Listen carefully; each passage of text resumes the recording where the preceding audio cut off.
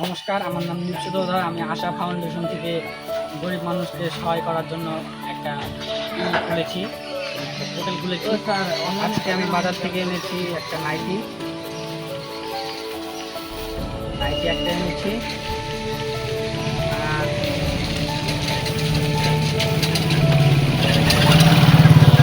মুড়ি একটা মেরে দিচ্ছি। এখন দান করবো আপনাদেরকে, আপনারা আমার সাথে থাকুন।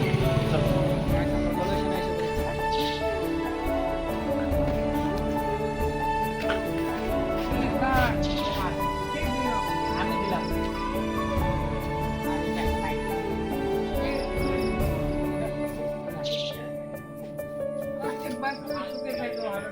আমরা আশা ফাউন্ডেশন থেকে করছি না, আশা ফাউন্ডেশনের আশীর্বাদ করছি। কোথায় করলি? এটা এই জায়গায়।